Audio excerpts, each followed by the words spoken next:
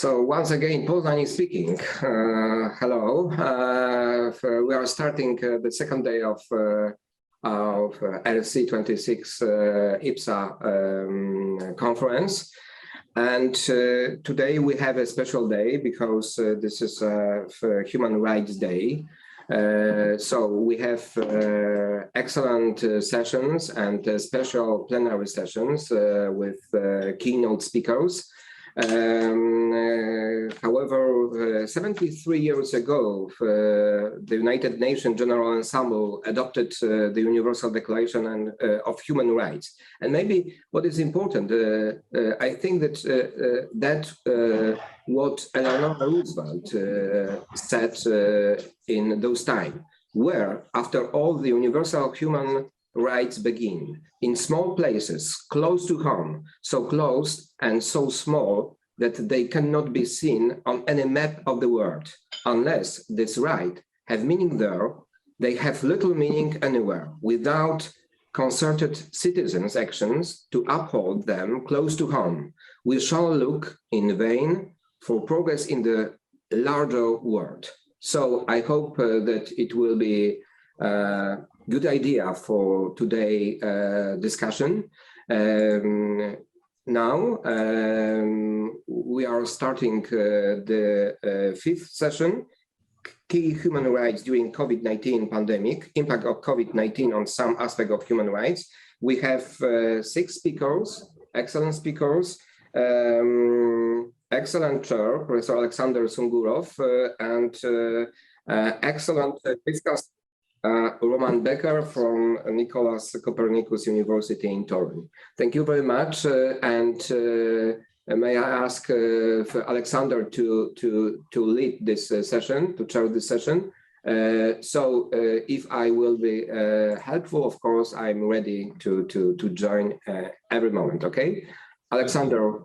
Okay, thank you. We can start now, and I am absolutely sure that our conference is very necessary to understand what it is our problems today in human rights, and especially for all countries, because we have many problems. Now is a human rights rise during COVID pandemic. It's the topic of our sessions, and as a result, many people in different countries, for example, in Russia, starting thinking about constitution. For example, from point of view, a problem of COVID certificate. Does it their rules to be free, or it necessary be in police state? And it is real subject of discussions. And yesterday in Constitution Club, which was organized by Oleg Rumyantsov, formerly secretary of the Constitutional Commissions in the beginning of 19th years. It's working now, and he says that now very interesting that many people start to thinking about the constitutional rights, also from the problems of necessity to have this COVID passport and vice versa. And I think that we will have can discuss all these topics.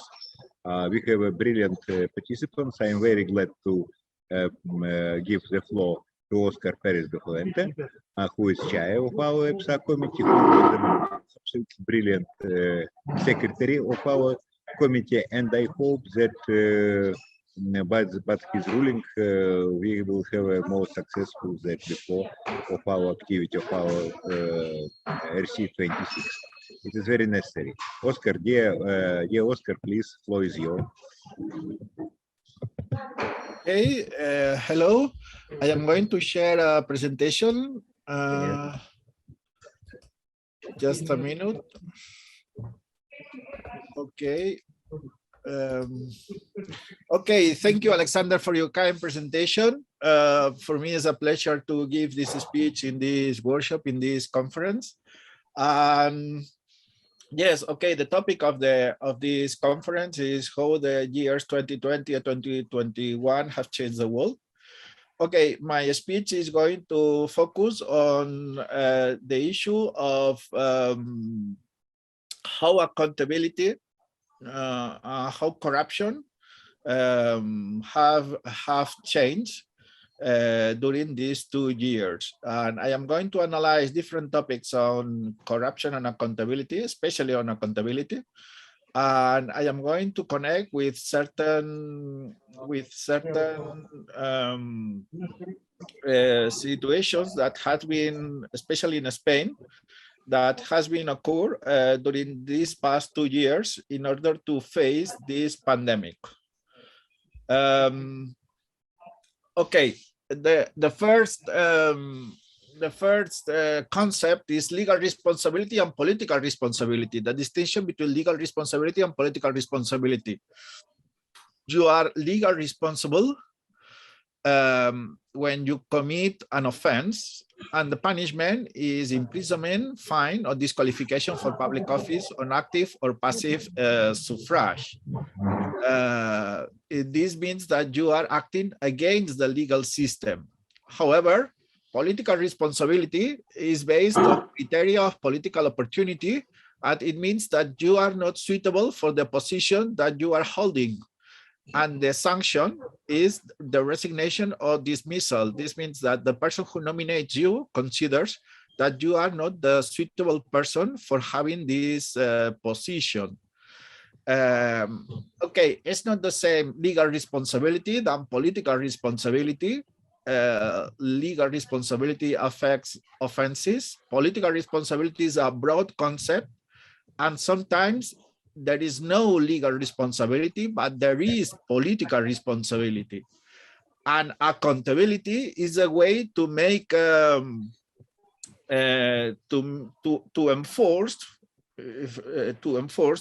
make evident what is political responsibility is how to make accountable politicians for his acts and for their acts and for their task. Okay, there are different relationships between political responsibility and legal responsibility, but okay, maybe a politician could not do offenses, however, could be politically responsible, and this is a topic of accountability. Okay, accountability came from the English word accounting. In the origin, means something with numbers. Take it the counts, the accounting, having good numbers of having good finance. But however, now is a broad concept. It's a political concept, and has 3 levels. The first level is receptiveness, that talk about elections and the possibility to answer to be rewarded or sanctioned by an electorate. The second level is answerability. That means that you inform from your acts, or you justify your actions. And the third level is enforcement, that you are judged by the people. I think these 3 levels are very, very important.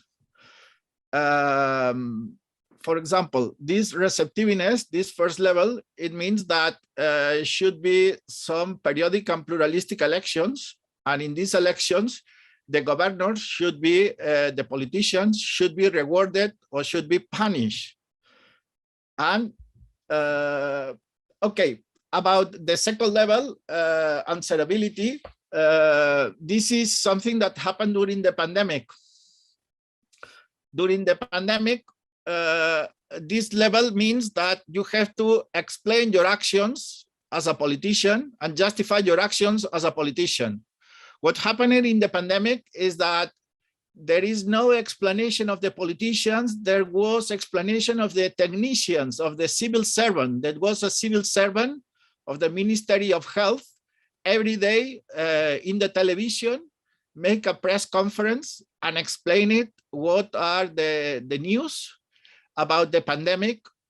And the politicians didn't appear. what appeared was the technicians, what the civil servant. This is bad for the answerability. This is bad for the answerability. If you are a politician, you have to inform of your actions and you have to justify your actions. And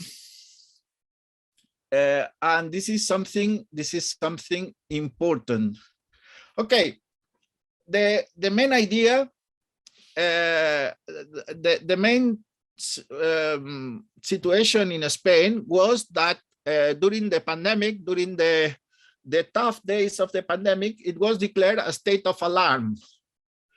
And now the Constitutional Court has declared that this state of alarm was unconstitutional, not because the measures was illegal, because it was necessary of a state of exception, not at the state of alarm. The state of alarm is approved by the government, and the state of exception is approved by the Congress.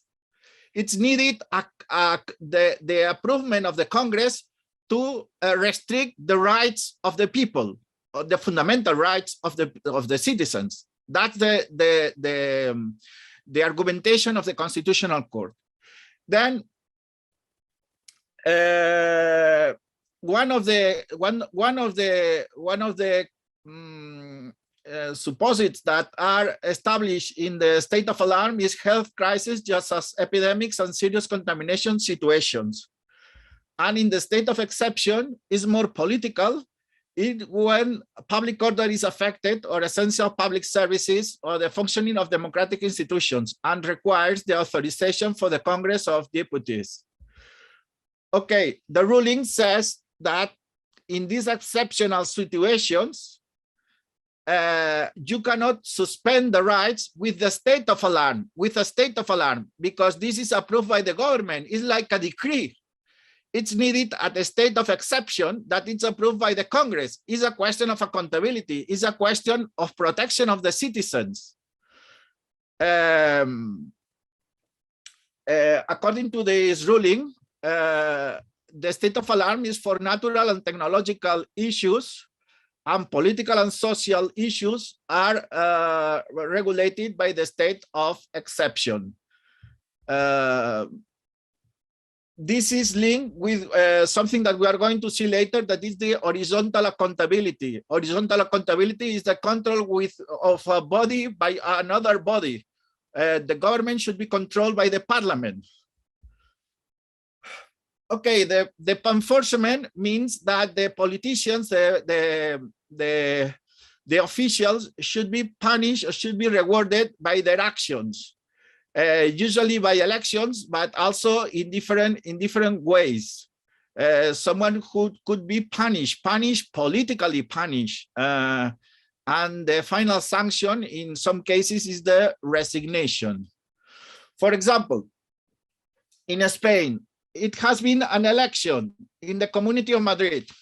In the Community of Madrid, it is decided a policy of not strict measures and open hospitality with certain restrictions. This means that the hospitality sector was quite open. French people, British people come to Madrid during the pandemic, because here the bars and the restaurants were with certain measures, but were more open than in their countries. And this makes very popular the president of Community of Madrid, Isabel Díaz Ayuso, and there was an election, and Isabel Díaz Ayuso, the Popular Party, win this election with a good majority, with an important majority. This means that the people rewarded that there was not a strict policy during the pandemic, and during the pandemic, it is not only a question of health, but also a question of economy and a question of living, not restrict the life of the people. But in other communities, it is decided to restrict the hospitality and have other policies, and people, I think, is against these policies. But this is a question controversial, of course. Okay, we have here the answerability, the enforcement, the sanctions, the informative. Okay, this is another idea. Accountability is a modest concept. We don't have accountability in all these facets, in all these characteristics. We have all these sometimes one characteristic in reality. We have an ideal concept of accountability, but in reality, we have one characteristic or two characteristics because it's a modest concept. Okay, democracy is closely linked with accountability. This is quite clear. And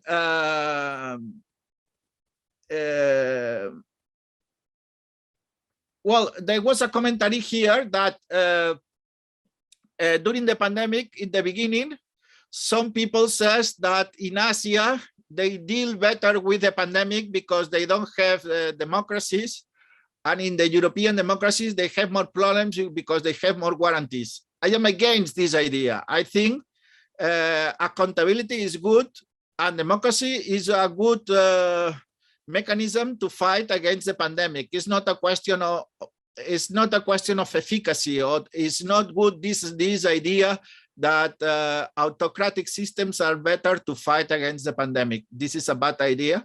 And I think democracy is a good mechanism to fight against the pandemic. Okay, the vertical accountability are elections. Horizontal accountability is the control of one body for another body of the state. Is linked with the separation of powers. The vertical accountability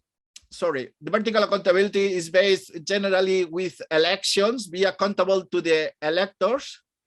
And the example is the case of the Community of Madrid. And you are judged by the electors, sorry. And horizontal accountability is the control by other state bodies as ombudsman, independent electoral institutes, corruption control agencies, legislative investigation commissions, and administrative courts. And I would like to explain why the pandemic is good for corruption. And this is based in Rose Ackerman, in an article of Rose Ackerman, very interesting, that connects corruption and COVID. The first idea is that the governments have to do a quick response and make regulatory changes in a short time. And this facilitates corruption. Also, there are unexpected regulatory changes, and this facilitates corruption. And another idea is when we talk about healthcare, it's different than other sectors, other markets, and this is a structure that it's different than when we talk another type of sectors. And finally, I have two more ideas and I finish my presentation. Social accountability. There is another hybrid form of accountability that it's the accountability from NGOs, from the society. It's not vertical, it's not horizontal, it's in the middle. And it's a combination. And is very important in Latin America and comes from society, and it's NGOs, is the media, is the press, is certain observers, that is the human rights practitioners, for example, who controls. This is very important also in the pandemic, that it has an important role in order to control the power, in order to control the governors. And finally, this is my last slide. I think it's very important. In the case of Europe, it has been very important. The multi-level democracy and accountability. This means that if we have a democracy in different levels, you have a European level, you have to be accountable to Europe, and you have to be accountable nationally and in a regional level or in a local level. This is better to fight against corruption.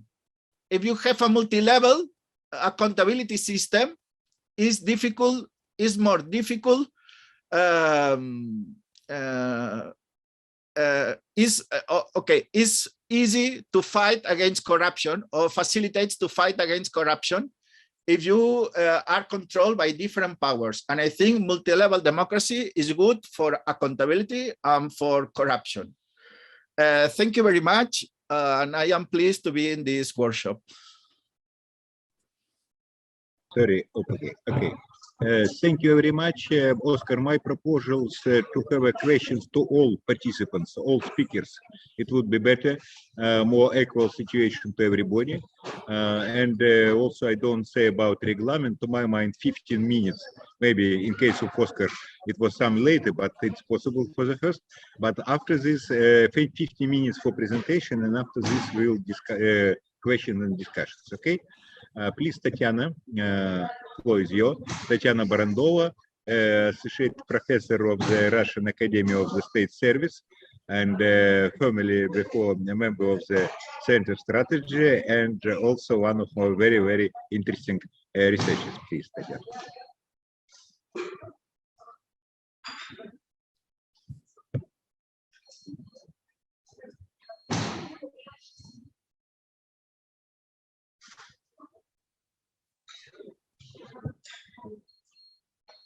Microphone, Tatiana.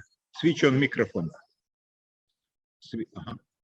Yes, I'm just now it's okay. Yes, I'm just trying to share. I'm just trying to share my PowerPoint presentation. Could you see it, colleagues?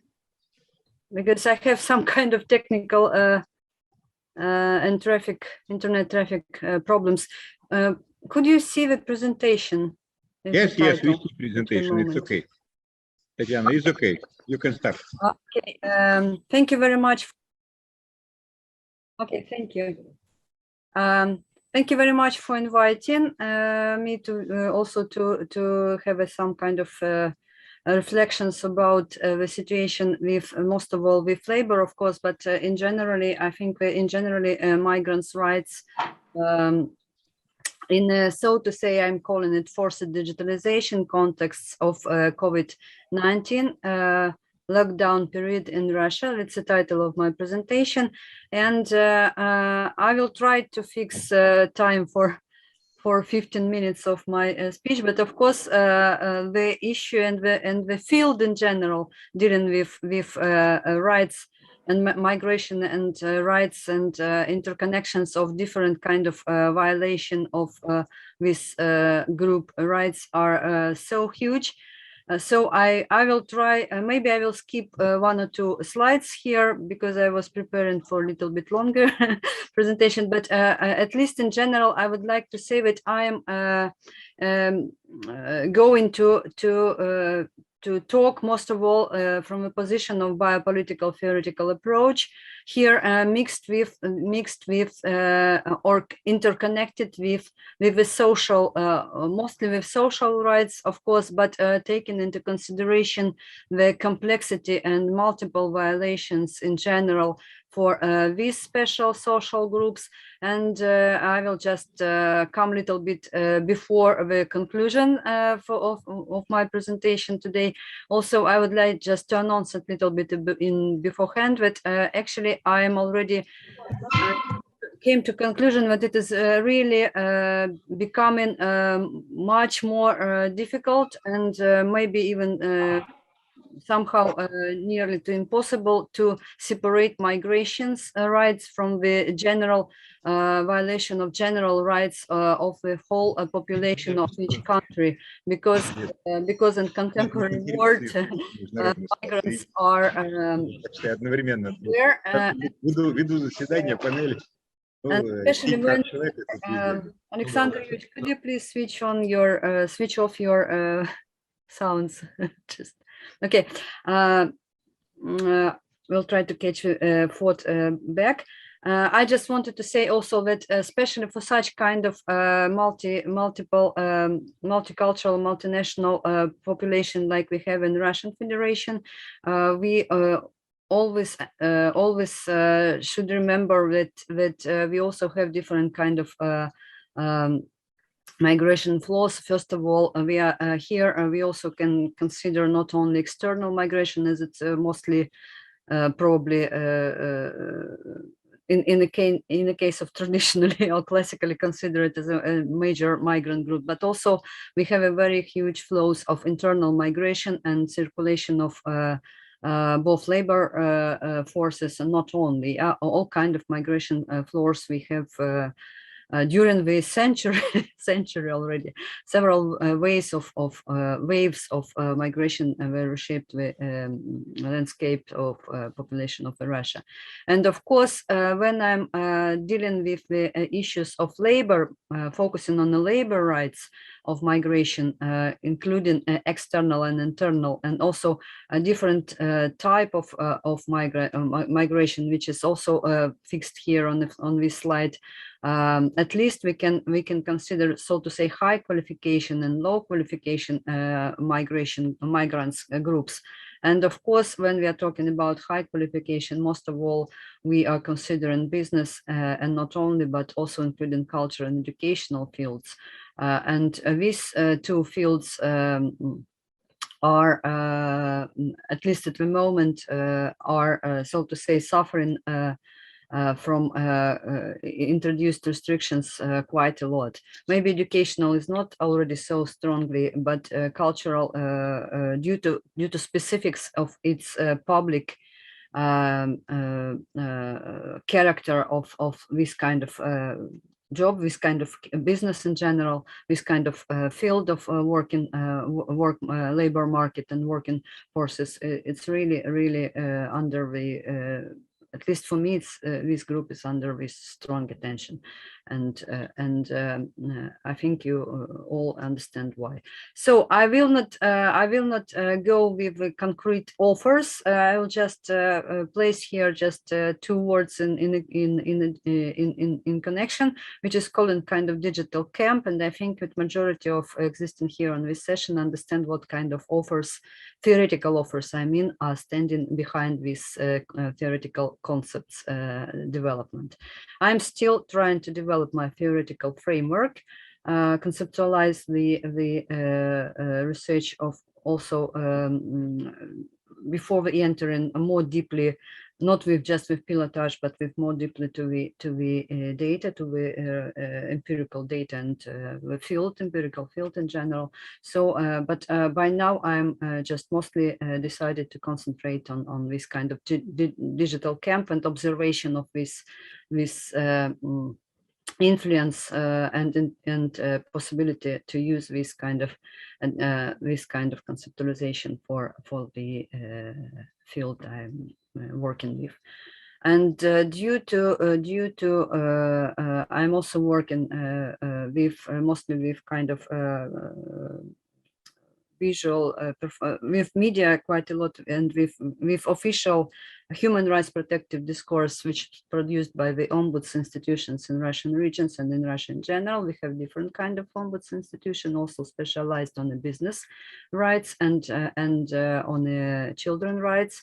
And also we have in several regions we have specialized ombuds oriented on dealing with the issues of anti-discrimination and issues of indigenous peoples of some of Russian regions placed. So if we are talking about most of all this condition of working migrant forces coming from external to according to the borders of the national of the country in general. So of course we and internally as well, we are fixing not only we but quite many of Russian field-oriented researchers fixing the outstanding conditions of this working, just because of they are have a quite problematic, if to say in general, human rights and anti-discrimination situation, not developed, and special chains of ways entering the Russian labor market. Of course, these chains are also changed during, and now we are changed quite strongly. And this is one of the first among main directions I'm just wanting to pay your attention on. So due to legal frames of patent for work provision, this field has quite a lot of potential for violation and also complexity violation, complex violations of many different groups.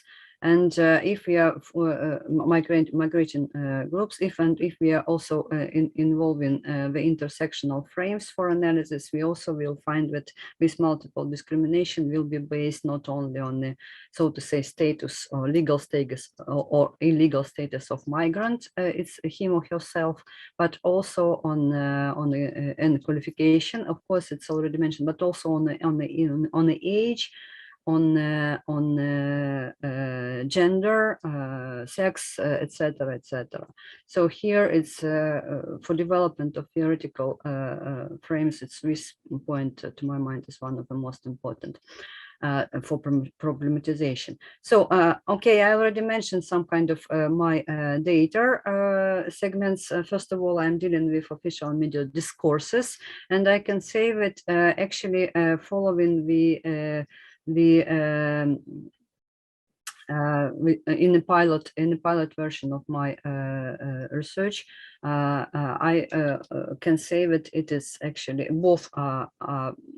We may say that both are, so to say, blind to this intersectional perspective of watching or fixing the migration situation, and still in many fields it still stays xenophobic, which is actually bad tradition of unfortunately of our society towards this all majority of his groups, besides probably several I will mention on the next slides. So in general, migration policy is over-regulated, quite restrictive in general as in its character. So I also would like to stress that there is not too much strong distinguishing on the paper, so to say, on an official and illegal in the laws at least, but we exist, but it's a special chapter or special part of the analysis belonging to this legal analysis, legal frames analysis. I'm not focusing on it today, but I just would like to stress that it exists, but maybe not too much distinguishing, at least not in just too much strongly connected with the COVID situation. It's some, so to say, kind of routine situation for this kind of deals and groups and deals with them. And of course, economical troubles, such as exactly also influencing the situation and went deeper during the COVID, not only for migrants, of course, including all kind of extra efforts and extra expenses, first of all, for migrant groups, for many migrant groups, instead of high qualified placed in the high level top jobs, top payment jobs, and etc., like musical theaters, for example, or something like this, or universities. But even there, we met with some kind of at least problems with entering the country if we had to come work not distantly only, but not only online but offline as well, with so to say mixed system of education at the moment introduced in our universities. So all kind of requirements we have to meet with additional efforts, including medical, house, and social insurances, etc., etc. So these three parts of these three dimensions have to be analyzed more deeply. And of course, the fourth one, which is most important for my scientific interest, is the media, which is, I consider them as one of the most influential actors in the contemporary after governments, of course, and international institutional actors. So media who are also dealing with kind of depicting these groups and influencing on making this situation better, easier to live, or vice versa. So trends in the visualization actually, as showed several of my previous researches, they are different on the national, regional, and local levels, and they actually reflecting conflicting discourses. And it depends. It's also somehow incorporated in the administrative division of our country. In general, and multinationality, and etc., etc. Just because these conflicts are or conflicting discourses, we are dealing with different ethnic, national, cultural, etc., etc. types of migrants with different tools, with different stereotypes, stigmatization, or stereotyping them, or no, or not.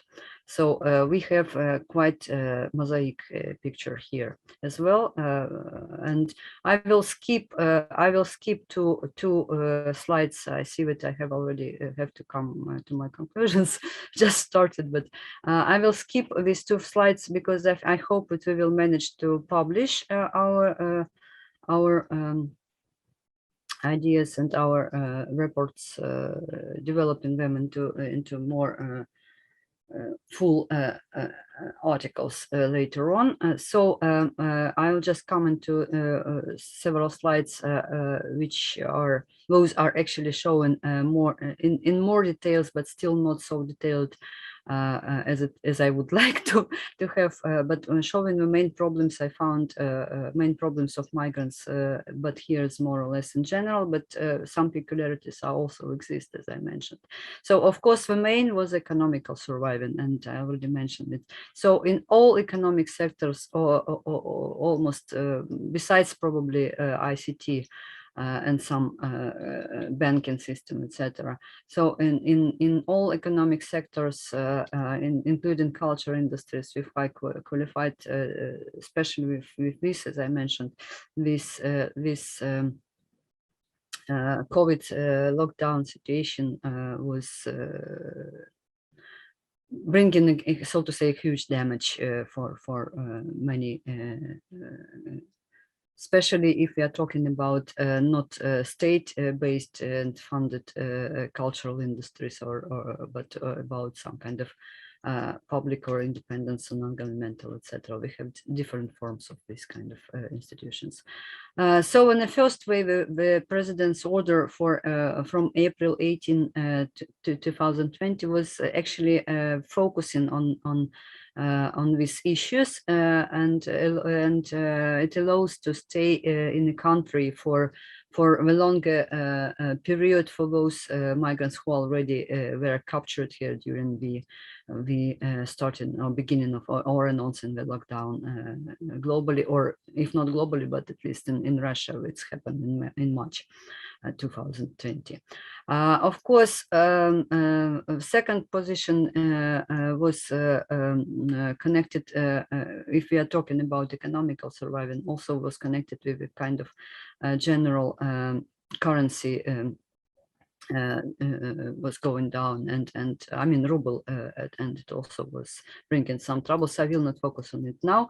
I would like to add a few words about self-isolation regime, which was introduced. It also just brings to the situation of necessity of job places reconfiguration, and migrants became or left without job, I mean without a possibility to complete their work as previously on construction, for example, etc. And also brought to some higher race of competition between the native citizens and migrants in some sectors, for services at least. A lack of technical equipment, digital gaps existing in within Russian regions, social inequalities vividly appeared exactly at that period, and were not taken too much into consideration, at least in the first wave. And of course, this alarmist xenophobic discourse was expected to be grown up during the first wave, but somehow it has not happened too strongly. And colleagues from Raniepa, Warszawa company, and colleagues, sorry, they were just in this pilot project where they showed that it is not too much. And fourth, one of the most probably important for human beings, it's a physical survival and medicine access issues. They are interconnected, of course, directly. And all these living conditions we've staying by many persons in room, for example, supposed to become more fluently sharing viruses, etc., etc. And yeah, medical services are in Russia supposed to be free of charge, and they are, but due to some kind of included in the list of public dangerous disease, so to say, have to be provided in accordance with official documents, as well as vaccination, the first wave at least, and tests, and they were just vaccination. Is free of charge, but tests are provided, should be provided by payments, and this exactly this additional economic problems, bringing economic problems. Okay, I think I have to come to my conclusions, because, yeah, on this slide you can see that actually dealing with the human rights protection discourse provided by official institutions, ombuds first of all, and some kind of non-governmental. First of all, here we can see the reports of Moscow Office of Human Rights on racism, xenophobia, and migration processes in conditions of coronavirus pandemic, and also produced by Memorial. It was also interesting for at least for research. But I'm not taking it too strongly now into my analysis, but I think it is another main direction to be developed. In addition, it's a situation with rights and in general situation with migrants staying in or were departed, or it was a big campaign in regions about really around releasing migrants from the centers of, so to say, of a temporary stay, especially of first foreign citizens during the pandemic time of COVID-19, when we had a lack of rights protection in general, and being placed in these kind of special camps or special institutions, they have a double or triple problematic situation. And at least there is a conclusions. Problems of migrants similar, as I already said, very similar, sometimes the same to ours during these restrictions. And here we can, majority of them I already mentioned, but also the border crossing rules, which we have right now. I think that somebody will mention this, and yesterday was mentioned quite a lot. This is already global general issues. It's not just only for our relied to only to Russia, and the recognition of these vaccinations, vaccine wars, etc. I think it's a very, very poignant situation globally with exactly with this concrete thematic dimension to deal with, to analyze for us as a scientist, as a researchers, and partly as a kind of activist trying to overcome or help to overcome this kind of situation globally. So yeah, quite a lot still didn't mention. Of course, banking system was more flexible here. We provided some credit holidays, but in any way, in general, still quite big these issues. And last but not least, I would like to stress that digital inclusion in general for all excluded categories of population and all additional, for example, new ageism based spectrum of discrimination for elderly, etc. All this digital inclusion is still somehow lacking in both in official and in media discourse at the moment in Russia. And I think that it should be really organize some kind of efforts to start to think in this direction, not only for helping migrants or analyzing the situation, but for general, because we have quite many vulnerable groups. Yeah, and including gender aspects. You know, I can't stop without gender aspects included. So that's all for sorry for taking over again. Yeah, I just some. Tatiana, thank you very much. Thank you very much. Alexander had to transfer to other session in Yekaterinburg, so it will be for me a big privilege to lead this session in the second part. And now we will have two speakers, Marianne Séverine, Les Aquiques dans le Monde, Sciences Po Bordeaux, France, and Hannah Mouzin, Stellenbosch University, South Africa. And the speech, COVID-19 entrepreneurs, corruption and devaluation of the right of health and to development, the case of South Africa and Uganda. Marianne and Hannah, the floor is yours. Okay. Thank you. May I ask? Yeah, thank you. Good morning. We can see you. We can see your presentation. Good. Excellent. Yeah, and Hannah is also with us. All Yes. right, thank you. Thank you. Thank you very much. 15 Good minutes, okay? afternoon. 15 minutes. All right, great. Thank you. Good afternoon from South Africa, and good morning to wherever you are. So Marianne will begin our presentation, and then I'll come on later. Marianne, over to you. Thank you. So in South Africa from January 2020, positive COVID-19 cases were legally required to be reported to the Department of Health.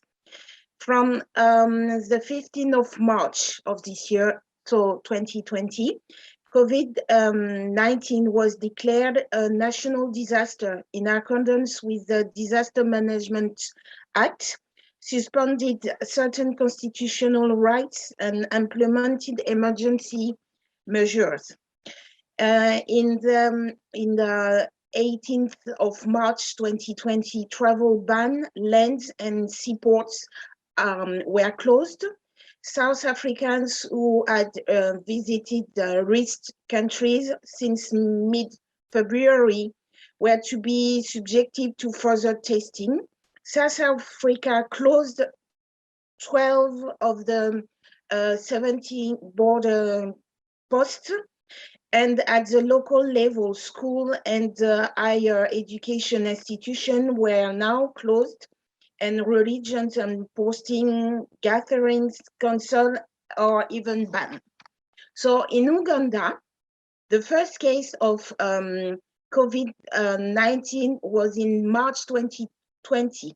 So the government took initial measures like restricting travel, closure of mass gatherings, mandatory institutional quarantine, cover-4, travel ban only on social service operating, national response strategy, so like contact tracing across the country, district task forces, the standard operating procedures like washing hands, social distancing, training of health workers and repurposing hospital, health centers and other facilities.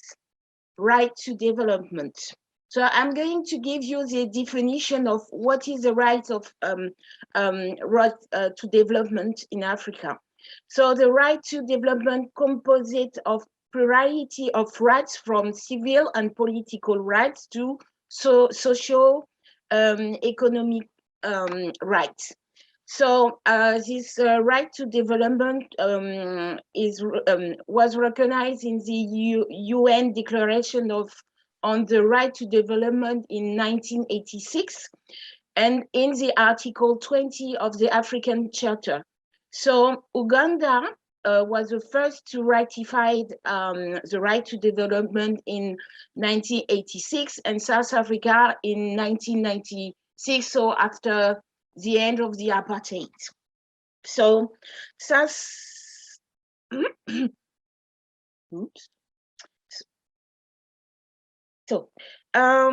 South Africa is bound by the right to development through the Chapter 2 of its constitution, the Bill of Rights. In this context of COVID-19, South Africa created a Solidarity Fund to put in place measures to mitigate the economic impact both of this disease and of South African economic response to it. So the government increase of social grants, it introduced other special COVID-19 social relief of distress grants, increase of rollout of food, moratoriums on eviction and temporary housing facilities for homeless people. In Uganda, enriched in the constitution of Uganda, so national observative and directive principle of state policy. Uganda development policy budget support comprise of 2 pillars. So strengthening the crisis response and protection of the most vulnerable, so reducing cost of medical material and equipment, reduced poverty impact of the crisis by supporting most vulnerable through cash transfer and temporary relief, and fast-track economic recovery and debt sustainability, temporary relief to distressed businesses through tax payment postponement and restructure of loans, etc. So in South Africa, there is a right to health. So it is Article 27 of the Bill of Rights of the South African Constitution. Health care, food, water, and social security. Everyone has a right to have access to health care services, sufficient food and water, and social security. The states must take reasonable legislative and other measures within its available resources to achieve the progressive realization of each of these rights. No one may be refused emergency medical treatment. Strong cooperation, so during this context, strong cooperation between the private and public health systems and the national government and the Ministry of the Health in the 9 provincial governments. Training of 300,000 health actors in private and public sectors, and an aggressive policy of information on the virus in order to educate the public and fight against misinformation on social networks. In Uganda, enriched in the right to health is enriched in the constitution and with the national objective and directive principle of state policy. The state undertakes to practical measures to ensure the provision of basic medical services to the population. All Uganda enjoy rights and opportunity and access to education, health services, clean and safe water, decent shelter, adequate clothing, food security, and pension and retirement benefits. But state of affairs right to development in South Africa and Uganda during the COVID-19 pandemic. So South Africa and Uganda have the same problem. The more the corrupt, the more evident violation of human rights and less visible democracy. Lockdown measures put a strain on the informal sector and household earning, especially for urban poor who depend on daily income. The price of food items increased heavily, impacting urban poor, and restriction on public transport heavily impacted the underprivileged. States of right to health in South Africa and Uganda. So in South Africa, under normal circumstances, intensive care units in the public do not have enough beds. But with the COVID-19 pandemic, this poses a problem in terms of public health, with potential patients having to be isolated in order to stop the spread of the virus. The additional challenge is the low number of people receiving health coverage among the entire South African population. In fact, only 16 and 70% of South Africans have an assurance. Most important, at the end of October 2020, the Special Investing Unit, a South African anti-corruption institution, probed allegation of COVID-19 related corruption to the tune of almost 70% of what the government spent on tracking the coronavirus by the end of August 2020. 930 personnel protective equipment contracts across South Africa were pledged by allegations of corruption and other irregularities. In Uganda, more corruption means violation of the right to health and the way health was handled concerning COVID-19. Uganda's citizens were not repatriated for fear of overwhelming the country's health system, although relief funds sent. Right to sexual and reproductive health neglected with focus on COVID-19. Travel ban and couvre-feu made it difficult for people to access hospital, health center for medical attention. A big chunk of COVID-19 finances spent on straining the capacity of referral hospital to treat COVID-19 cases. Anna, take the floor.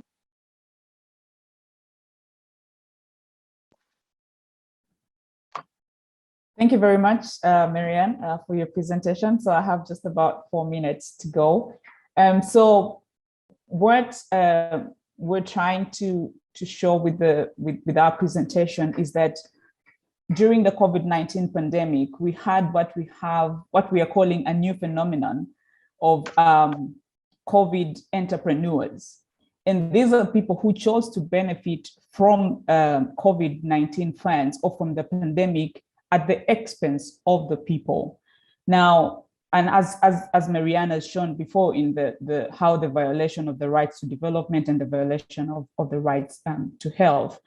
So quickly, in terms of the state of affairs of corruption in South Africa and in Uganda, just a quick look is that when you look at the corruption perception index, South Africa scores 44 out of 100 points.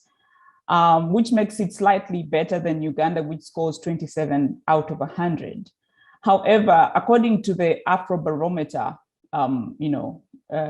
survey, citizens in both South Africa and Uganda believe corruption nevertheless has increased. And they also believe that civil servants and public officials have a lot to do with corruption that is taking place in both countries. So now what happened during the COVID-19 pandemic with regard to corruption? In South Africa, there's been one of the most biggest scandals of corruption. And this is with regard to the digital vibes. Now, the Digital Vibes was a company that was contracted by the government to popularize information about the pandemic and about, the health, and what people need to know. However, this company had there were a lot of background dealings, and that involved the health minister, and actually as a result of the probe into the Digital Vibes, which cost the country over 150 million in rands, the health minister had to resign.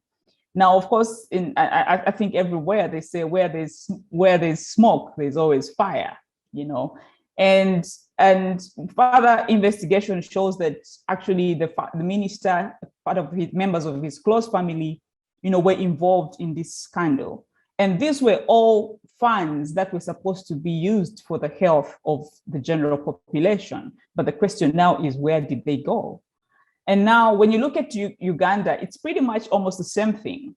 Corruption cases and the corruption that we saw happening during the pandemic period was also in connection to health.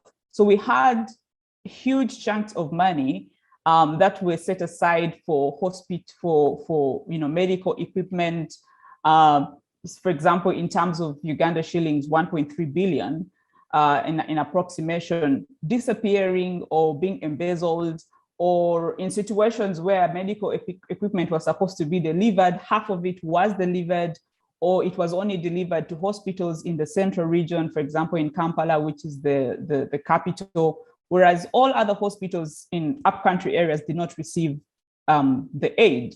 On top of that, the welfare system actually, this corruption happened in a welfare system in a country where the welfare system has actually collapsed. So you see situations whereby health hospital bills were increased to about $15,000 in a country where the average income of one person is less than $1,000. So then the question is, how are people going to afford that?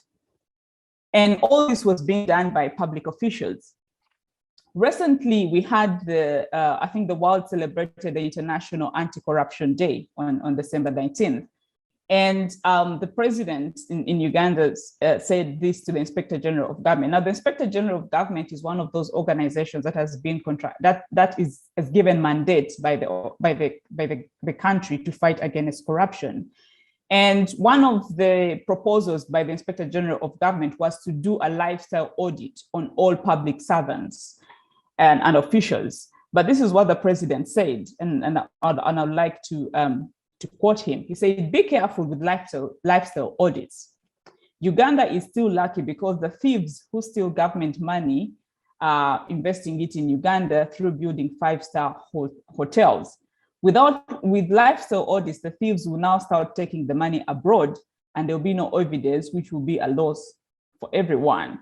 So, which takes me to my next point, which is, what is the action towards the COVID-19 corruption in both of these countries? Whereas we saw that the Minister of Health resigned as a result of what was clouding his reputation, and as a result of the Digital Vibes scandal, in one way or the other, we did not see how that money was recovered. And in Uganda too, we had also officials that also had to resign or were recalled. For example, the Ugandan ambassador to Denmark and his deputy were recalled after they were being recorded on phone, red-handed, plotting to embezzle COVID-19 funds. And also several government officials in the Prime Minister's office were also arrested. But that's all that was done about it. Now, if we think about this in light of what the president has said, we conclude by saying that while it's important to have to strengthen audit and oversight, and to have transparency in procurement practices, because this is actually, public sector or grant corruption is mostly in case to do with procurement practices. The most important thing that comes out here is that grant corruption and lack of political will are actually synonymous. If the political will in the country is still favorable to public officials, engaging in corrupt activities, then the fight against corruption at the end of the day is futile. But then the question is, then what should be done? And I think at the end of the day, what is important is to have this kind of collaboration in terms of oversight and audit between national and international organizations, because some of this money that is being embezzled is actually donor funds. But then what is happening? What kind of ramifications or what kind of strategies are being put in place by the donor funds to ensure that the money that was donated was used for that cause? So, this shows that it seems that there's some kind of conspiracy, or this, turning one eye, you close your eye and let whatever happens on the other side, continue. But then this has great, implications in terms of health and in terms of the right to development for the citizens in both Uganda and South Africa and in other African countries, I would like to assume. So that takes us to the end of our presentation. Thank you. Marian and Hannah, thank you very much for a very interesting speech and sharing your outcomes of your research based on comparative studies from South Africa and Uganda.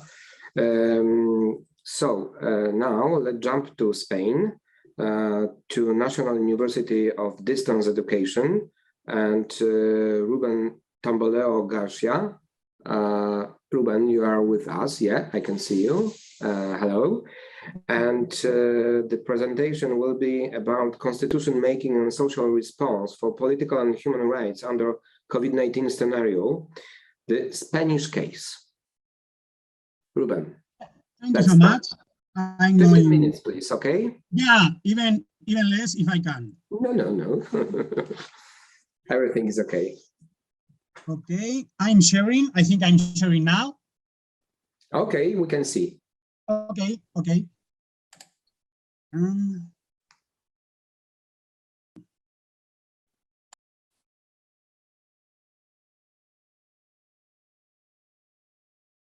Yeah, perfect. First of all, I have to say it precisely on this day. Now, this research committee is the most important one. That is the first thing that have changed in these 2 years, because right now, I really think that we are under really a totalitarian threat. And for that, we have to fight and we have to teach. We have to teach the constitutional rights. We have to teach our own history society, and we have to transmit to the people the importance of this, of all of these things that we are working. Congrats for that, for this conference, and to the organization and the university in Poland, because this is really important. And even with this evolving of these 2 years, we are going to have more struggling situations against the individual and against the things that make us more human in our different levels. So for that, I think this is the importance of all of this. And now with this Spanish case, I'm going to focus in the Spanish case, but also I'm going to put things for comparison and some things that I think that are important in all the world right now. No? With this constitution making and social response for political and human rights under these 2 years of changing scenario, and with the evolving of this day, with the threat also of the passport, of the green pass, of the limiting mobility, limiting human rights very deeply, precisely. No. With these points, for that, precisely, I am going to distinguish. I strongly agree with the presentation and the ideas of Professor Oscar Pérez de la Fuente, but I have one more sociological and political science approach, a more sociological approach. So for that, this is going to be different, no? The bobbing right now is the thing that, like I am saying, this is for worry, and because the problem as this is not, we are not, cannot have to visualize the ending, and even the situation is worse for the defense of the individual, or if the individual right. No? The constitution making, this approach also is because we were using new parts of our constitution, and with that it was like, how are we going to do this? I think Professor Oscar Pérez de la Fuente said, and also Constitutional Court response was expected. In Spain, we have a Supreme Court and a Constitutional Court. So they are different, and the Constitutional Court is not part of the judiciary.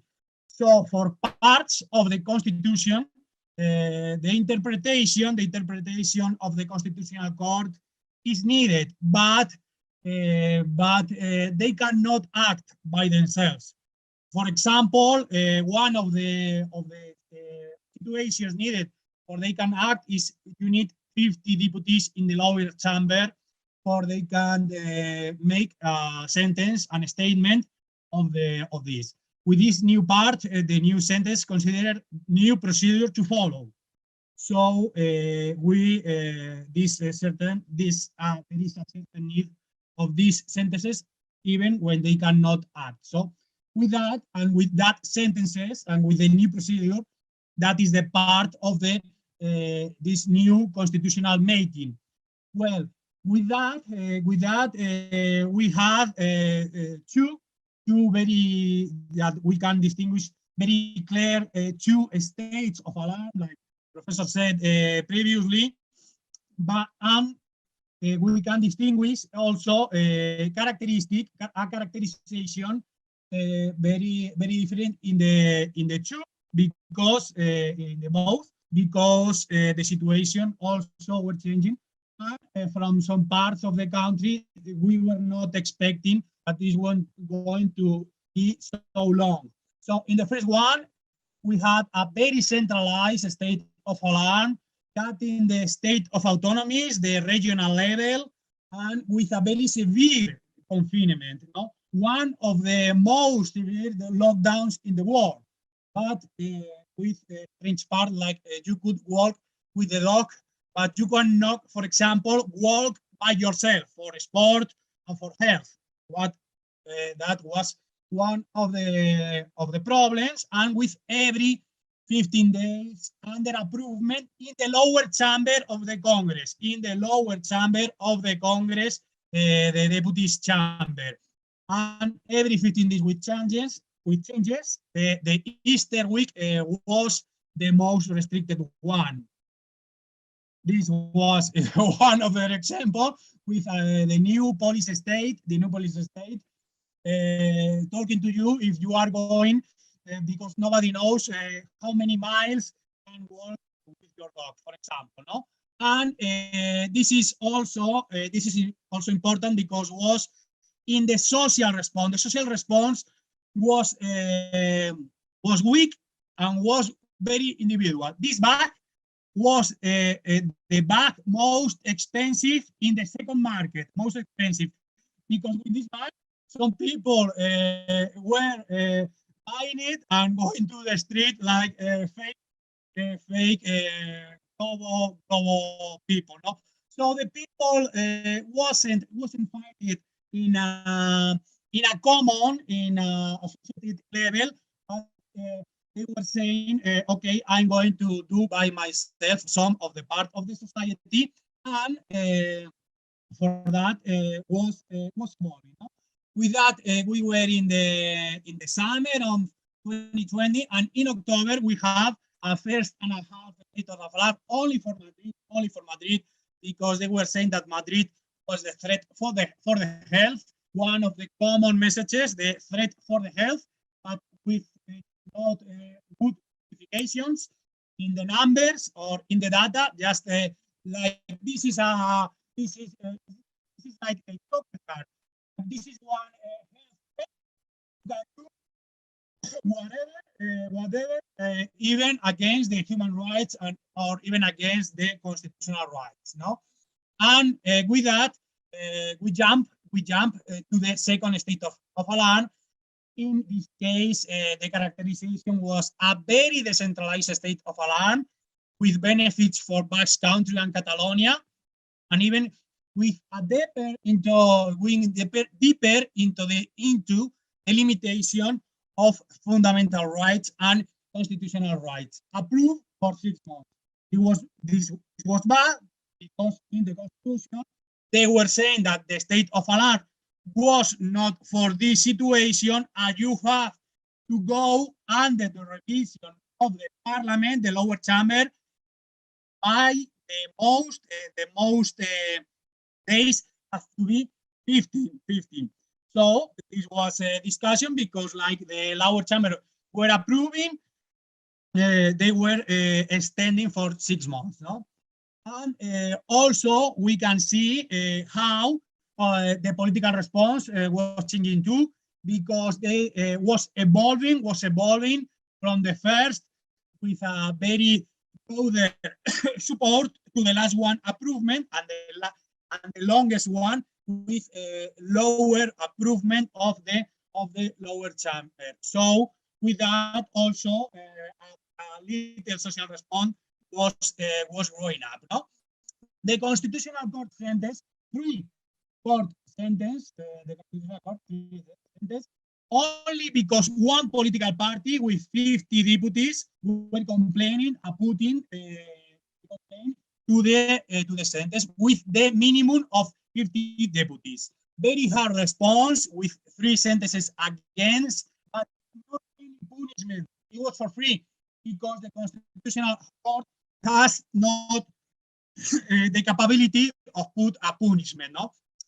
These were 3 sentences for the first state, for the second, and for the closing of the parliament, very totalitarian thing, was also because they were saying you cannot put to the regional level to limit human rights and constitutional rights. For the second one, it was even harder, the response, and you cannot do it for the time that you do whatever want. It's only for 15 days.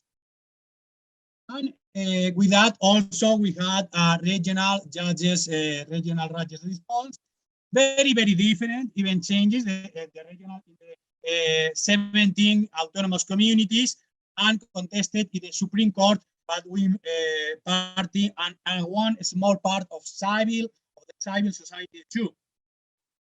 With that, in the first state of alarm, they achieved to create. This is really amazing because they achieved to create with applauding at 8 from the balcony.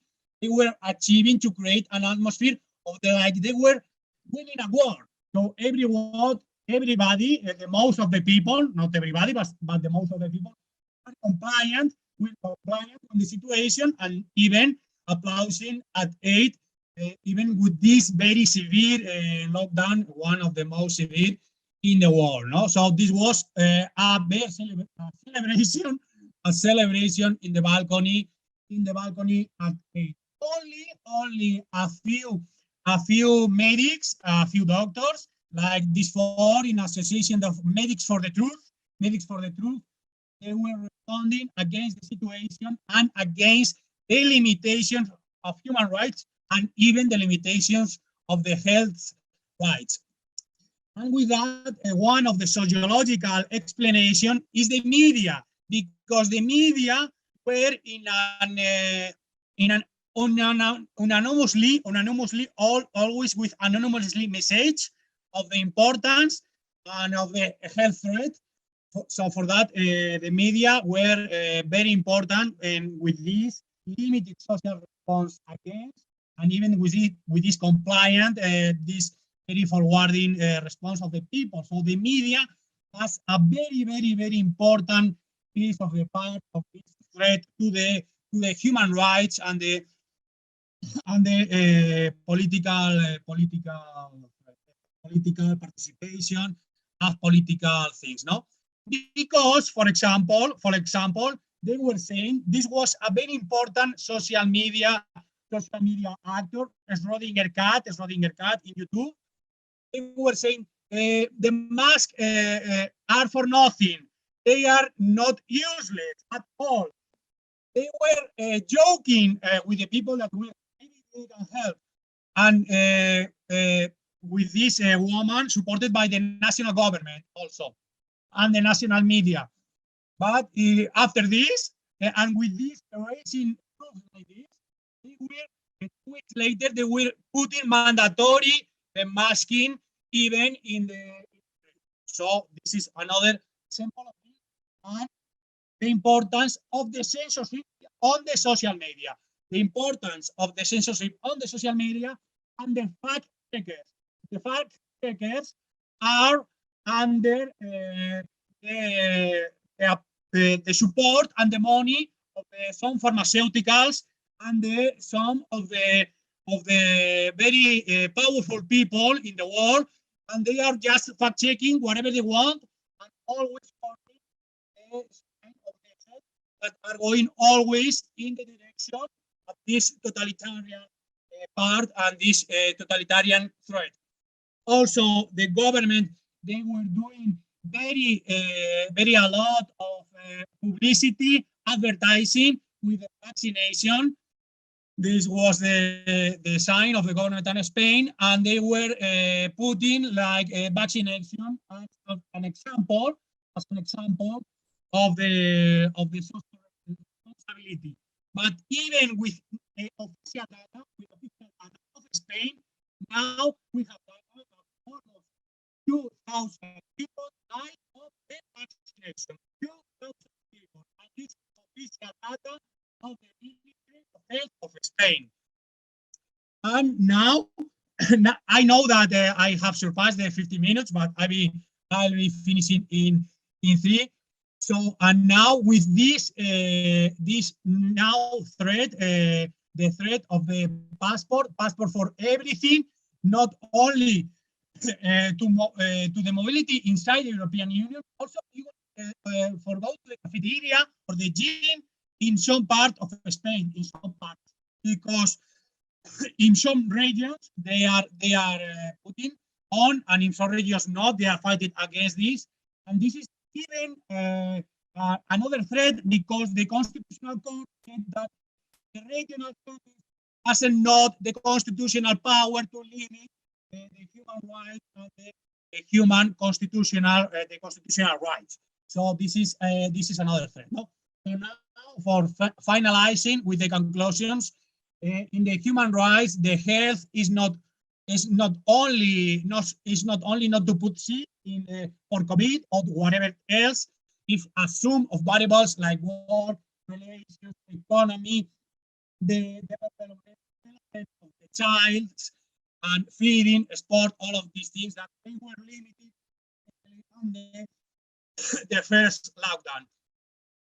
Also, the political rights, participation in social gatherings or religious activities, and some of the discourses on social media that they are now so important with this censorship and a new kind of control. Now we are going deeper in this society of control, this threat of the human rights, this social control, and this society of control was in development in this 1.5 years and in these 2 years, with always this excuse as the joker card of the health threat. The health threat that I want to just remember that in 1 year, this was 10 million of people dying for cancer and only 4 million people of dying for COVID.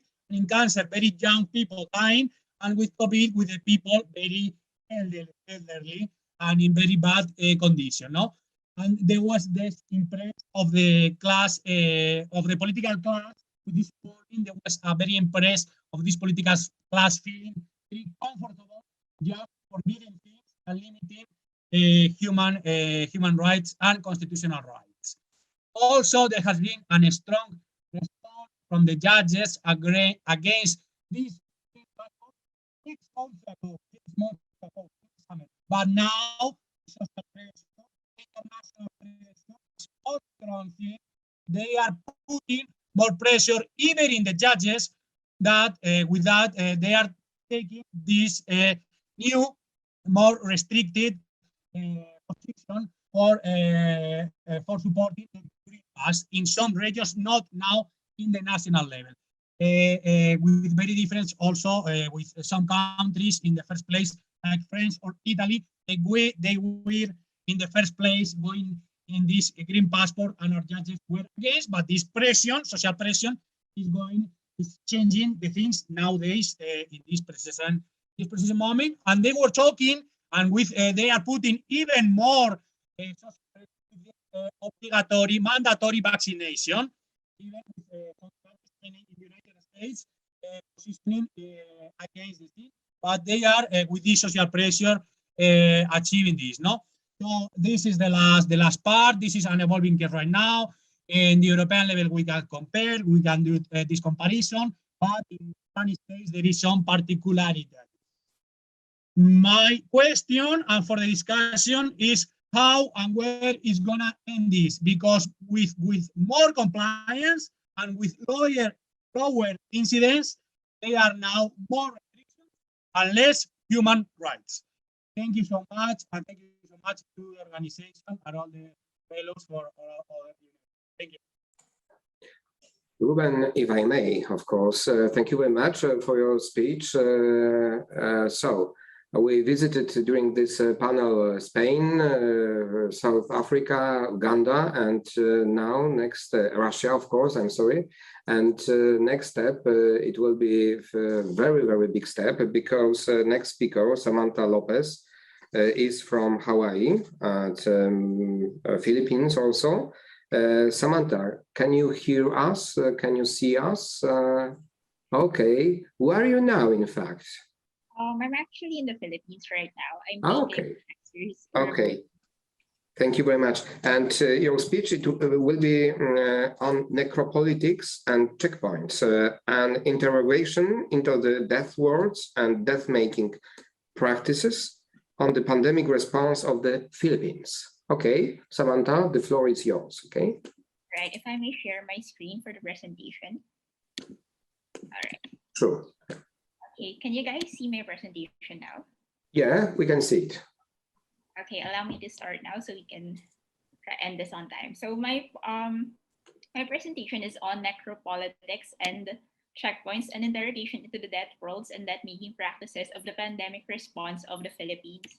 So allow me to give you a brief background of the situation first. So during the beginning of the pandemic, President Rodrigo Duterte enacted the state of public health emergency. So under this public health emergency, which was given approval by the two houses of the Congress, the emergency powers were given to Duterte. So this allowed him to take extraordinary measures in the name of addressing the pandemic. So using his emergency powers, Duterte instituted different types of lockdowns with varying degrees of strictness.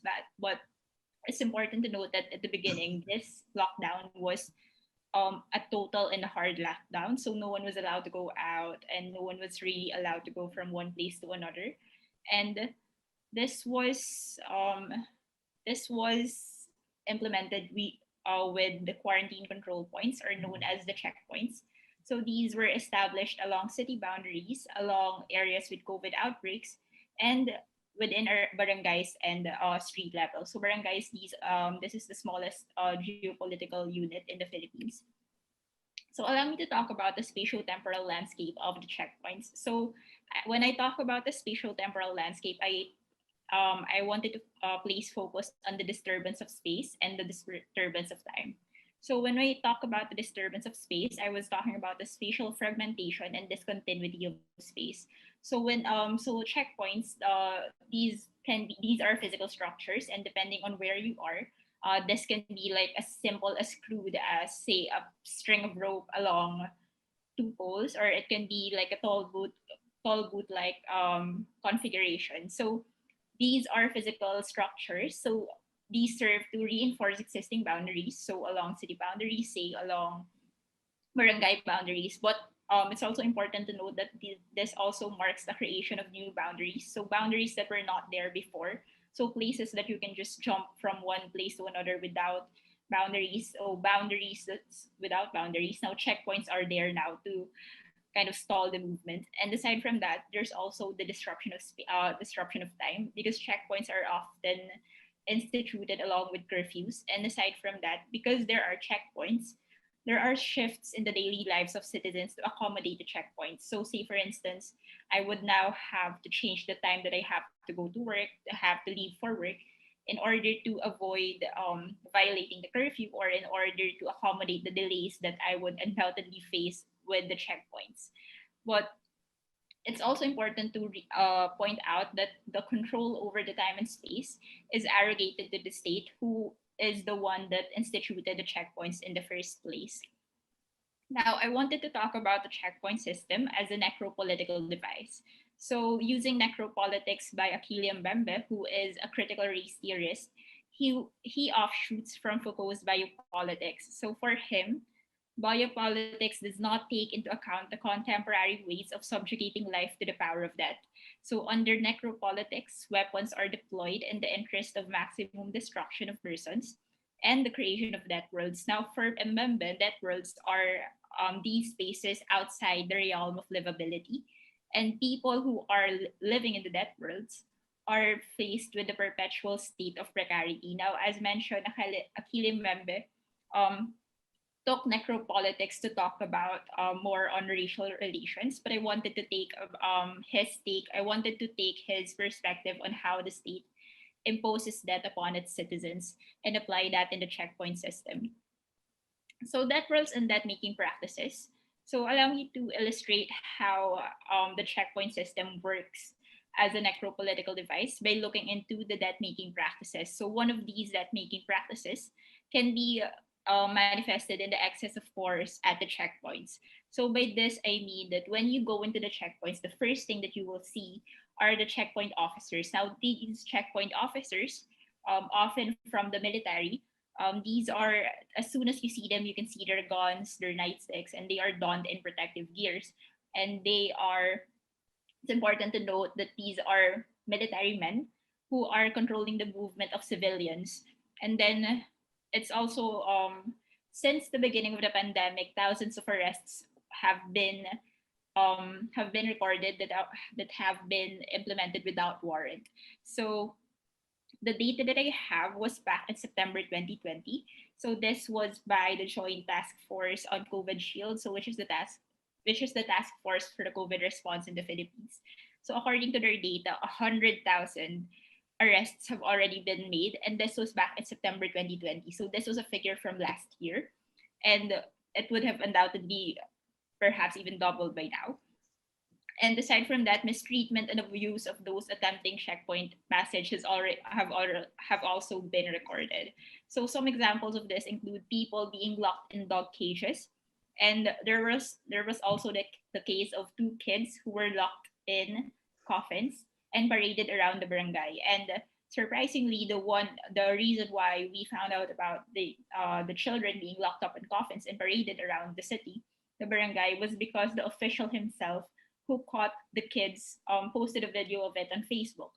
And aside from the physical force, the physical and the violent force at the checkpoint system, I also wanted to take the clear critique of necropolitics, which talks about the unremarkable, the ordinary, and the mundane, to show how slow violence occurs. Now, I took Nixon's conceptualization of slow violence, which was described as the violence that occurs gradually and out of sight.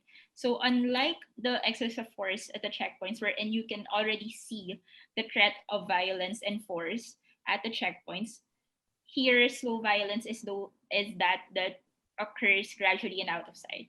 And to illustrate the clear critique of necropolitics, I wanted to talk about the experience of going through the checkpoints in your daily lives.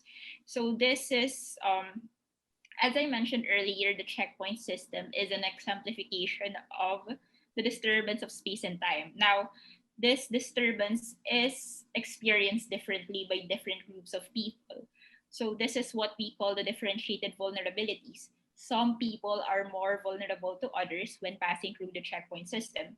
Specifically, the poor and marginalized communities are more vulnerable and they bear the brunt of the crisis. So this is manifested in the visceral experience of checkpoint passage. So the experience of checkpoint passage is one of unpredictability and anxious anticipation. Now, the rules for the checkpoint system is supposed to be governed by the national rules under the interagency task force. So the checkpoint system, like the requirements for passing through the checkpoints, should have been governed by the national policies. However, that is not the case since there are thousands of checkpoints and each checkpoint is the manning of the checkpoints have kind of been devolved to the people who are managing it. And so the people who are managing it, instead of following the national guidelines, kind of like made up rules of their own. And so there are multiple and arbitrary regimes of rules. So we have the local rules and you have the national rules, but you also have the rules that were instituted by the people who are manning the checkpoints themselves, who are not following the national or the local guidelines per se. So within this world of ambiguity, people become obligated to accept arbitrary decisions and indignities inflicted by the officers. So that this means that, say for instance, allow me to illustrate. I pass through multiple checkpoints when I go to work. So each checkpoint is governed by the different set of rules. So for instance, for the main checkpoints, I have to present, say, a permit from the company saying that I really have to go to work. And then there are some checkpoints that I have to pass through wherein I am like interrogated, like, who are you? What do you do? Sometimes they even ask about my age, where do you live, where are you from, and what are you going to do here? So it's kind of like every time I'm subject to the checkpoints, I'm also subject to interrogation. So there is this checkpoint passage wherein you don't know what you're going to expect next because you can't rely on any solid set of rules. And so this is what we mean that within the world of ambiguity, you're kind of forced to accept this because they have their own set of rules that you are not aware of and you are not privy to. And so this was maintained, this kind of checkpoint system, which is this kind of checkpoint system was maintained by what we call the war imaginary in the perpetual state of emergency. So there is this dualist logic of us, the law-abiding citizens, versus them who are the quarantine violators. So quarantine violators, I mean. So the war imaginary was exemplified by Duterte's policy decisions and pronouncements. So during his late night policy pronouncements, he would call for the obliteration of the quote unquote the enemy. So this is a quote, this is a direct quote from one of his speeches. He said that I will not hesitate if your lives are if your lives are on the line. So he was talking to the police officers. He was talking to the military men here. Shoot them dead. Do you understand that? So this was a direct quote. So he was talking about the quarantine violators, and he was giving this order to the army and to the military men who will man the checkpoints. And aside from that, the war imaginary was also exemplified in his decision to put retired war generals at the helm of the Interagency Task Force, which is the head of the pandemic response. So the Interagency Task Force comes up with the policy decisions. So they come up with how the pandemic is going to be handled, and they craft policies for the pandemic response. So when you have retired war generals at the helm of the pandemic response, then it's expected that you have militarized response to the pandemic, which is exemplified in the way that the checkpoint system was designed. And so there is this, aside from that, there's also this imaginary of the state as being in constant peril, that if we don't follow the quarantine requirements, if you don't abide by the system of the checkpoint, then you are kind of responsible for the state collapsing, for the pandemic response collapsing. So there is this there is this narrative of the state that is being in constant peril. However, I would like to end with this. So mourning, death, care, and survival in the face of death. So mourning encourages finding care with the living dead, and it allows the living to form a relational intimacy with the living dead. So here I wanted to talk about how the ways by which people subvert, reject, resist, and accommodate the checkpoint system. So you can see this mourning in everyday resistance and protests and movements. And so since because of the pandemic and because of the quarantine, because of the checkpoint requirements, protests and movements have taken on different forms. So they have taken the form of digital resistance. And there are also the patchwork of community efforts. So there are people who set up community pantries, which is a pantry where people who need say food can just come in and go and take as they need. So these are affirmative practices of death care. So this shows that even within the ostensible inescapability of death worlds, there are spaces for resistance and survival. So even with a checkpoint system in place, there are ways by which people can survive, subvert, and resist the checkpoint system so that they can continue their survival in the phase of a state that continues to impose that. And so that ends my presentation, and thank you very much for accommodating me today.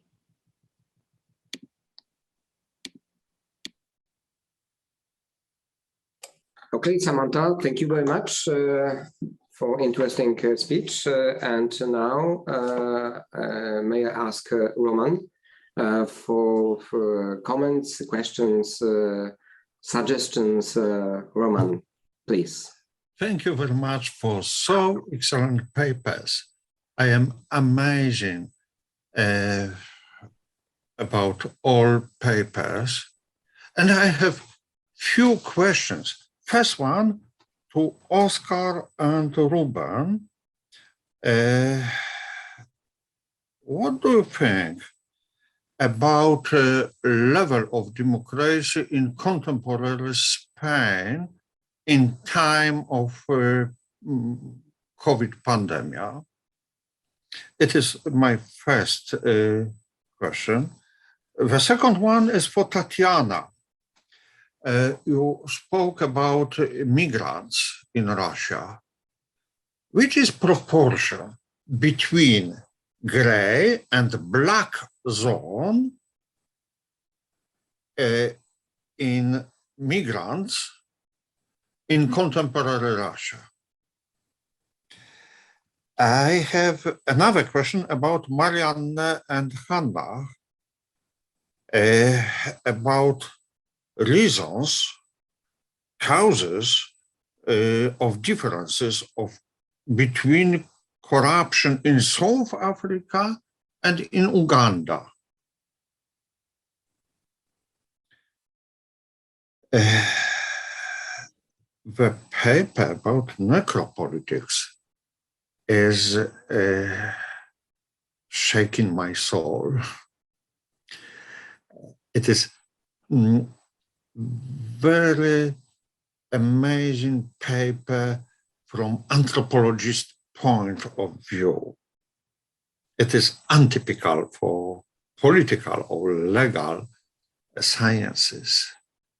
My question is, if you would like to compare the category of death at the necropolitic, you would like to compare with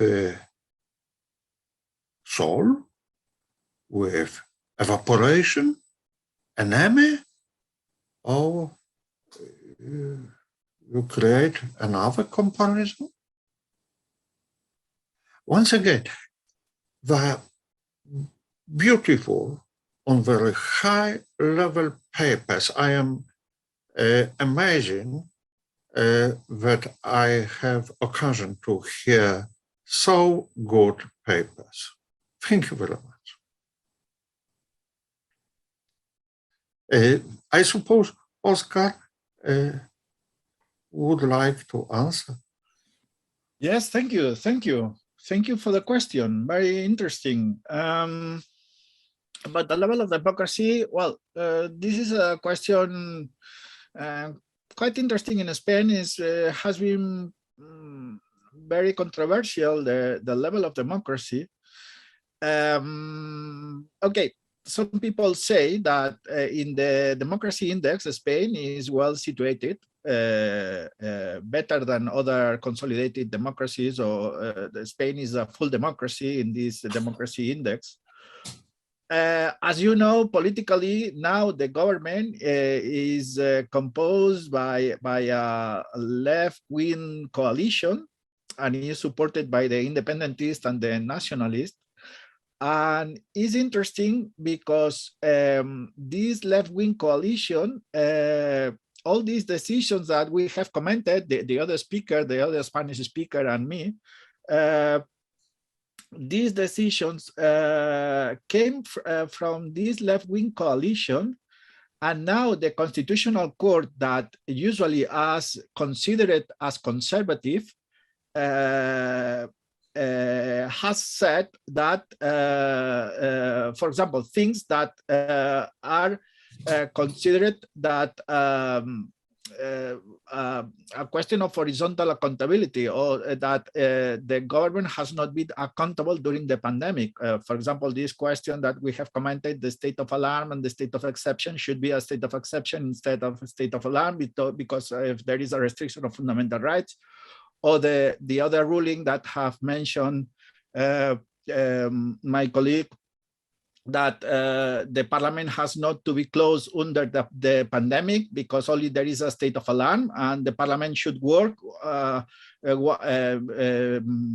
while pandemic, and has no, this is against accountability, that the parliament closes during the pandemic. This is against accountability. I can imagine if this decision should be taken by a right-wing coalition. It should be a great criticism, but okay, this is one reflection, one line of thought. Another line of thought is what I mentioned about the autocratic systems and the democratic systems and the efficacy. If you have a pandemic, if you have a catastrophe, you have to have efficacy. You have to do things well. And I think this is the reason why the government tried to do the things by decree. I think in other countries, for example, in Greece or in Italy, they approve certain measures by a decree. And there is no problem to approve certain measures by a decree. Okay, there is a problem for the jurist because this is against the rule of law, and this is protection of the fundamental rights. There is some reasons, but we need efficacy. However, what I am trying to say in my paper is that we have to have efficacy, but we have to be accountable. That's the idea. That we have to be accountable. Accountable means inform your acts, justify your actions, be rewarded, be punished. That's my point of view. Thank you very much. I will try to answer a question which is actually unanswerable, I think, because we do not have pretty well circulated statistical information, and in general, it's really difficult to define the gray and black zones of migration in general, even if statistics is working and developed more or less perfect. And I would just like to say that to my some kind of intuitive thought, probably I may say that the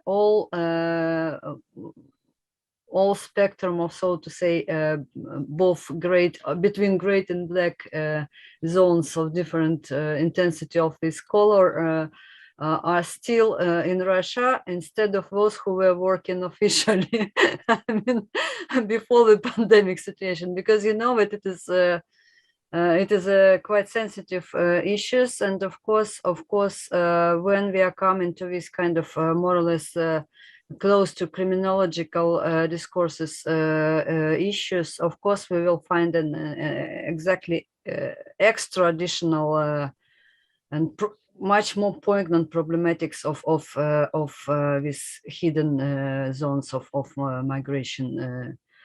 But if we are talking about external, yeah, about external migration flows, but when we are just looking on the situation in Russia in general, as I was trying to say in the very beginning, at the very first slide, commenting the very first slide of my presentation, I just may say that not less than half of population at the moment might be considered as a kind of gray zone internal migrants as well, because we have an official registration, which previously in the during the Soviet time was called the, I think Polish colleagues also know this word, propiska. At the moment we have just registration, but of course, this situation really depend on vary from region to region, because we have more than 80 regions, and each region has its own labor market situations and restrictions and infrastructural things, etc., etc.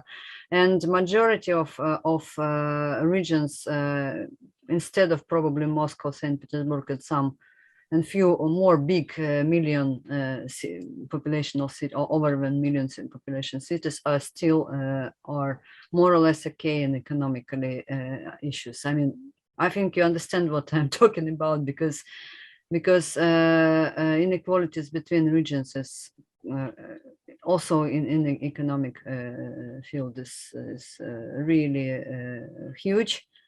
And of course, it creates flows, internal flows as well, in a very different way. And you suppose the majority of migrants are at the black zone? It depends what kind of migrants, of course. Yeah, thank you. It depends, because social, when we are coming to this intersectionality, we will find it more clear. You know, it depends on level of education, qualification, etc., etc. So of course it depends, and I don't even dare to say that actually I could find easily good research about these issues at the moment in Russia, at least in the Russian-speaking. Thank you very much. Okay, thank you very much. I hope you can hear me. Thank you for your question. So with regard to the differences between South Africa and Uganda, I must say, for example, statistically, South Africa is performing well with regard to its management of corruption. And then, of course, that is also collaborated with the evidence in the sense that when we talk about the biggest scandal with regard to COVID-19, the Digital Vibe scandal that involved the Minister of Health, he had to resign as a result of the probe that was going on. Now compare this to Uganda, whereas there were still prominent government officials who were implicated in some of the corruption cases, such as in the office of the Prime Minister. We did not have any serious issues of them resigning. They actually still stayed in office, despite the fact that there was actually questions around them. So in that case, corruption, South Africa is performing well in that regard, with regard to some kind of punishment, and so that there's implications towards that, whereas Uganda, they seem to just, go ahead as business as usual. Yes, but then in similarities, yes, in terms of grand corruption, it's they're all at high levels, in both countries. So I think one can draw from the other in the sense that Uganda could probably learn from South Africa in terms of how government officials respond to situations where they're actually implicated, because ethically, it would mean that you should resign from your office if your office is being implicated in a particular scandal. But in the event that in Uganda, the president even seems to condone it to a certain extent, then it basically means it's going nowhere with regard to corruption. Yes. It depend more from tribe tradition, or from political culture, or from level of rule of law? differences between Uganda and South Africa? Yes, I would say yes. There's a bit of a difference, definitely, politically. And in Uganda, we would say that the political scene seems to be run more by patronage compared to South Africa.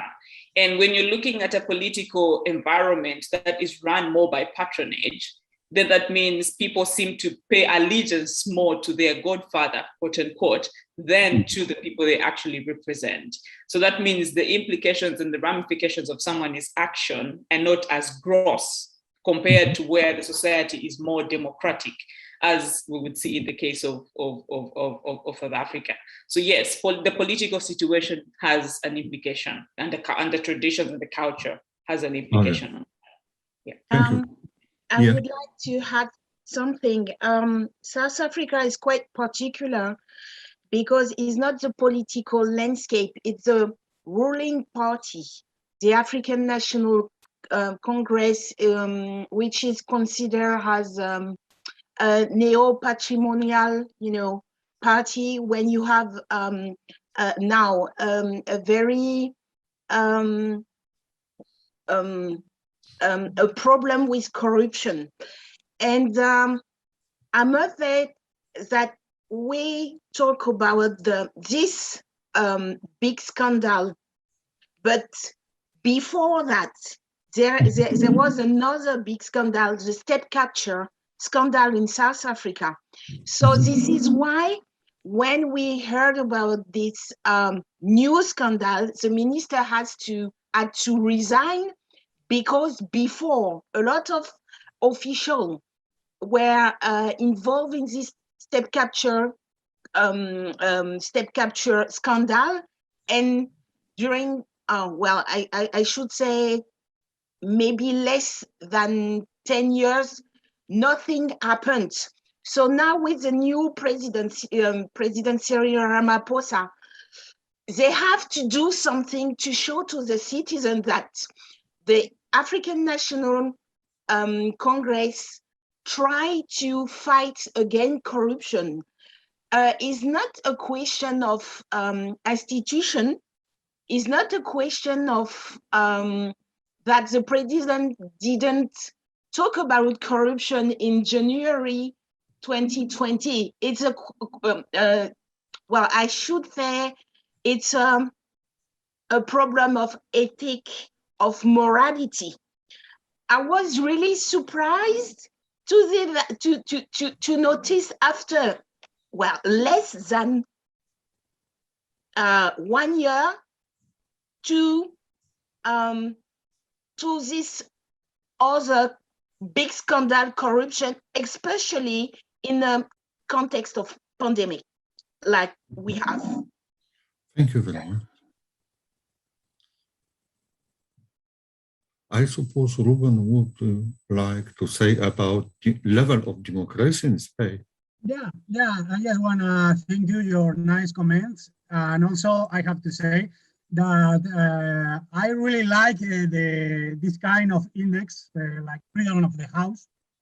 But maybe in this index, for example, freedom of the house or the economist, they have things that they are not reflecting, more sociological things in the structure. And for example, for this case that now we are working, if you have one sentence from your constitutional court that you are saying that you have closed your parliament illegally, unconstitutional, you must resign. You need to call to an election, and they are not doing that. So that is very, very bad, and they need to make these changes. I think this sentence is one of the most hardest sentences in the contemporary Western democracies. Okay, thank you very much. Thank you. Also, for my question, that was actually a pretty interesting question on political thought. So his question was on if whether the dead in the Philippines, the dead people in necropolitics can be compared with other forms of dead, say zombies. So this is actually a really interesting question, and I was thinking about it a while ago. So when you think about it, that's kind of like what the state is trying to do, right? So they're trying to make people into zombies. So they're trying to relegate people into the status of zombies, the status of living dead. Because what the checkpoint system is essentially doing is kind of cutting people off from their economic survival. So you are essentially, with the checkpoint system, you are essentially creating these, I would say, zones of abandonment. So people who are abandoned by the state, who are cut off from their livelihood, from their economic survival. But I would say that to relegate them into, to compare them to zombies would also be to ignore the way that people resist this categorization. So we can see that people are trying to people are trying to resist being made into these quote unquote zombies, into this living dead. They are trying to resist the current conditions they are in. So I would say that the zombie is what the state is trying to relegate these people, to categorize these people as, but the people are also resisting this kind of category. Thank you very much. Thank you very much, speakers, and thank you very much, Roman, for very nice comments, questions, and your commentary. Thank you very much. And so it seems that next session we will start at 1 p.m. with special guest, special speakers, Professor Felipe González Morales, United Nations Special Rapporteur on Human Rights of Migrants. Professor Morales, I guess that he will be in Chile, and this session will lead Oscar, yeah? And in second part, I hope that we will connect with Professor Songurov also. Once again, thank you very much to all speakers for interesting presentations and discussion, for brilliant comments. Thank you very much, and I hope we will see during the next plenary session. Thank you. Thank you. Thank you. Please stay on this channel, of course. Yeah. I actually wanted to ask: will it be translated on YouTube, from YouTube to Facebook as well, or on YouTube as well? Because yeah, of course. Yeah, sure. Working not so good for on my computer. Maybe. Don't worry. Yeah. I will start over here, but. Yeah, and we have also transmission on YouTube. Yeah. YouTube, it will live. Thank you. Okay. Thank you very much. Thank you. Bye bye. Bye. It was very nice to hear you.